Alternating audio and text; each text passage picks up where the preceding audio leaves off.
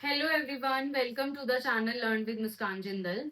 So in this video we will discuss runtime polymorphism in C++. In previous videos we discussed what is polymorphism and its types and how can we achieve the compile time polymorphism.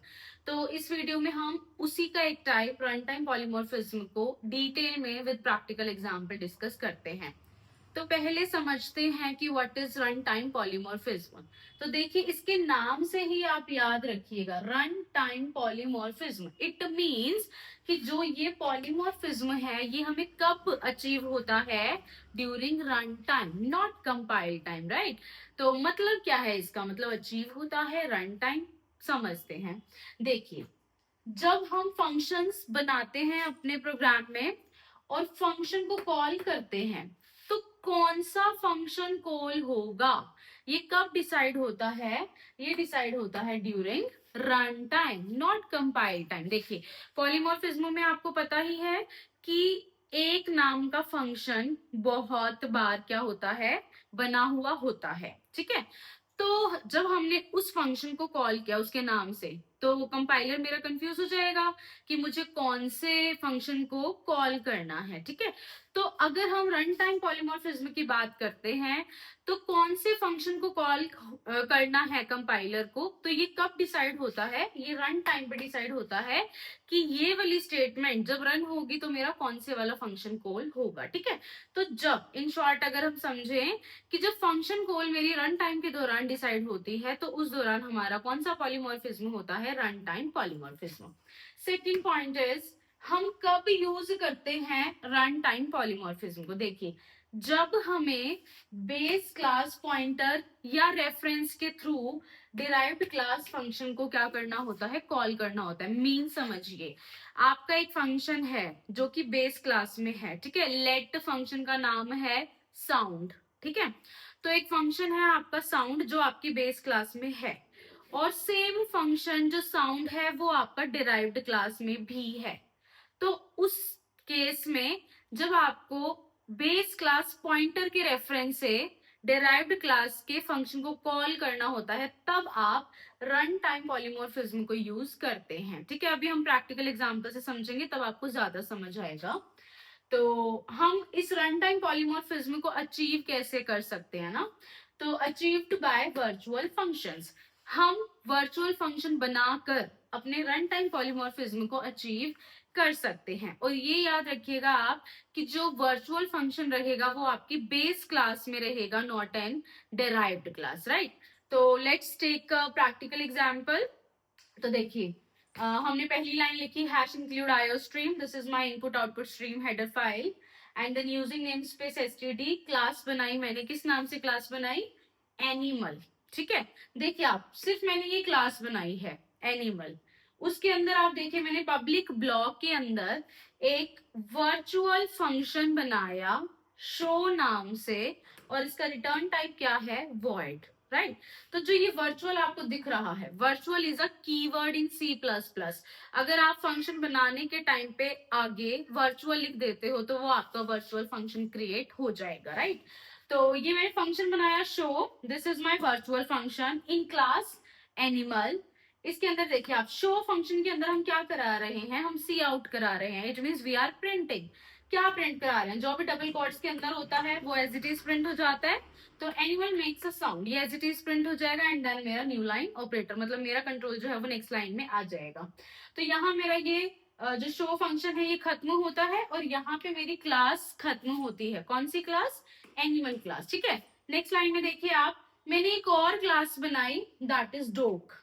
और फिर अगर आप देख रहे हो कि जो dog class है वो एनिमल क्लास को पब्लिकली क्या कर रही है, इनहेरिट कर रही है। इट मीन्स जो एनिमल क्लास है मेरी वो पेरेंट क्लास हो जाएगी, या फिर हम बेस क्लास भी बोल सकते हैं, और जो मेरी डॉग क्लास है वो डिराइव्ड क्लास हो जाएगी, राइट। तो इस क्लास के अंदर देखिए मैंने पब्लिक ब्लॉक ही बनाया और मैंने वॉइड शो, आप देख रहे हो मैंने शो नाम से फंक्शन बेस क्लास में भी बनाया था और बिल्कुल सेम है शो, रिटर्न टाइप भी बिल्कुल सेम है वॉइड एंड वॉइड। बस फर्क क्या है कि पेरेंट क्लास में जो ये शो फंक्शन था ये वर्चुअल था, बट डिराइव्ड क्लास में ये वर्चुअल फंक्शन नहीं है। तो इस शो के अंदर मैं क्या करा रही हूँ, मैं प्रिंट करा रही हूँ क्या, डॉग बार्क्स, राइट। तो यहाँ पे मेरा फंक्शन खत्म होता है, यहाँ पे मेरी डॉग क्लास ओवर होती है। उसके बाद अगर आप देख पा रहे हैं तो मैंने एक और क्लास बनाई कैट। कैट क्लास भी किसको इनहेरिट कर रही है? मेरी क्लास एनिमल को इनहेरिट कर रही है। और कैसे इनहेरिट कर रही है? पब्लिकली। देख रहे हो ना, पब्लिक एनिमल। तो इस क्लास के अंदर देखिए, कैट क्लास के अंदर हमने फिर से पब्लिक ब्लॉक बनाया। पब्लिक ब्लॉक के अंदर हमने अगेन शो फंक्शन बनाया। देख रहे हो आप, एनिमल में भी शो है, शो बिल्कुल सेम नाम है, रिटर्न टाइप भी बिल्कुल सेम है, दैट इज वॉइड। बट वही कि इस क्लास में ये वाला फंक्शन शो फंक्शन वर्चुअल नहीं है, बट एनिमल क्लास में शो फंक्शन क्या है आपका? वर्चुअल है। ठीक है, तो कैट क्लास के अंदर जो मेरा शो फंक्शन है ये क्या कर रहा है? इसमें भी हम क्या करा रहे हैं? सी आउट प्रिंट करा रहे हैं क्या?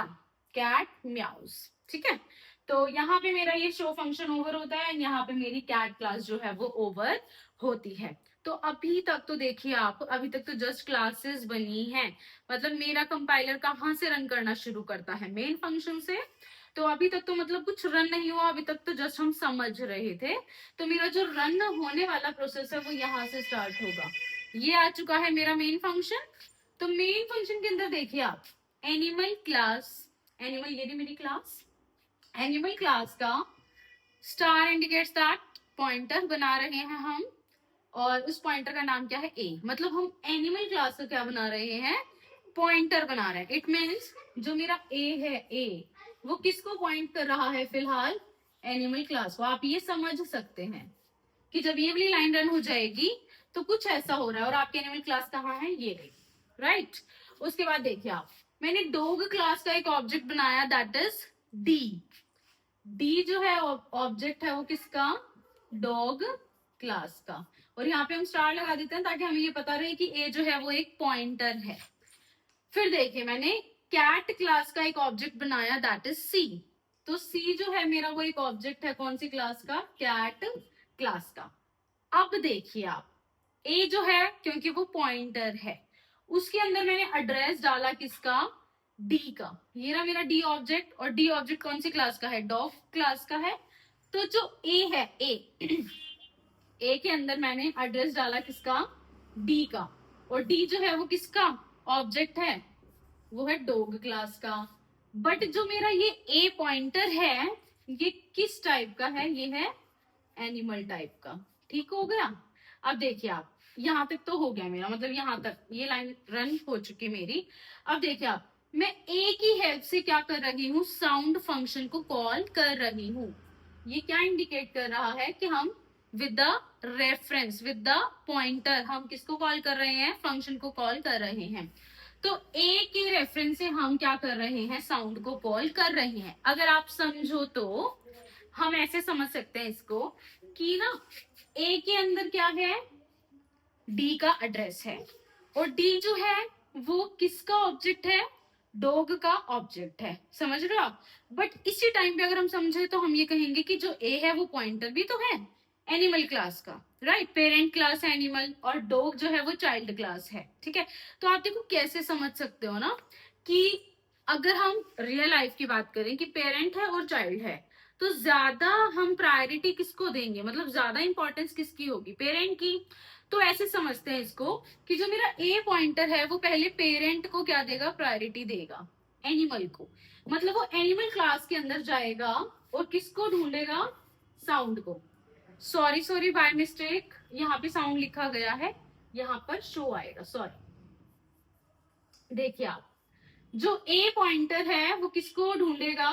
शो को। ठीक है, तो मतलब वो पहले कहाँ जाएगा? एनिमल क्लास के, सॉरी ये एनिमल क्लास, इसके अंदर जाएगा और इसमें शो फंक्शन को वो ढूंढेगा।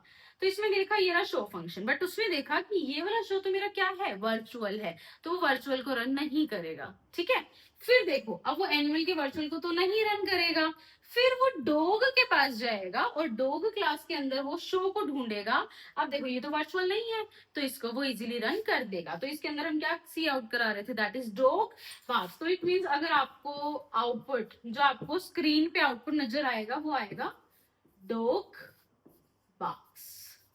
एंड देन मेरा कर्सर कहाँ पे आ जाएगा? न्यू लाइन में, मतलब मेरा कर्सर यहाँ पे आ जाएगा, राइट।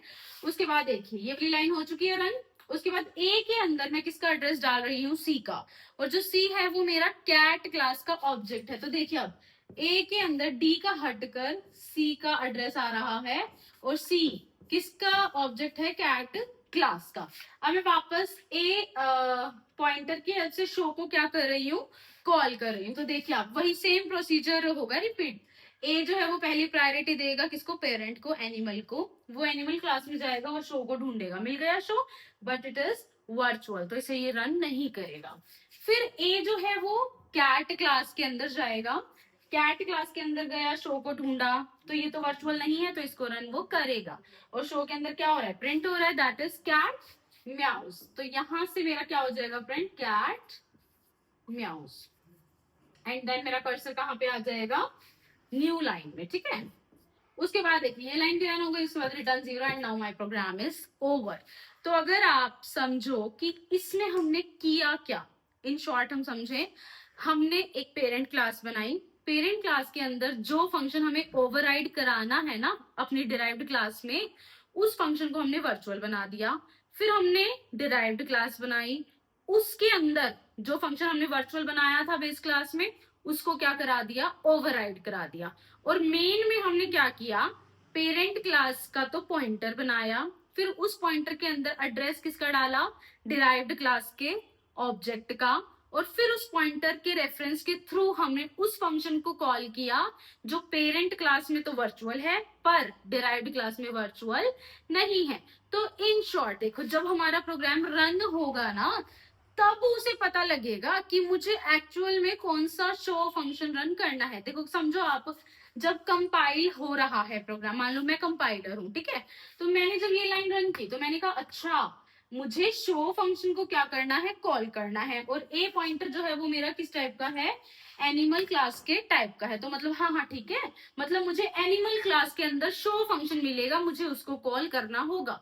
कंपाइल टाइम पे देखो मैं ये डिसाइड कर रही हूँ, बट जब एक्चुअल में मैं रन टाइम पे गई ना एनिमल क्लास के अंदर, मैंने देखा शो तो मेरा वर्चुअल है, मैं इसको रन नहीं कर सकती। तब मैं कहाँ आऊंगी, उसकी चाइल्ड क्लास के अंदर, और फिर उसके शो को क्या कराऊंगी, रन कराऊंगी। तो इसका मतलब अगर आप देख पा रहे हो कि मेरा कौन सा फंक्शन कॉल हुआ है, ये डिसाइड हुआ मेरा कब, रन टाइम पे, नॉट कंपाइल टाइम पे। तो that's why this is known as run time polymorphism in C++, and we can achieve this polymorphism by using virtual functions। ठीक है, अगर आपको कोई भी डाउट हो किसी भी तरह का, आप प्लीज कमेंट कर दीजिएगा, I will provide the solution for your doubt. अगर आपको अच्छी लगी हो ये वीडियो तो please like, share and subscribe my channel. Thank you so much.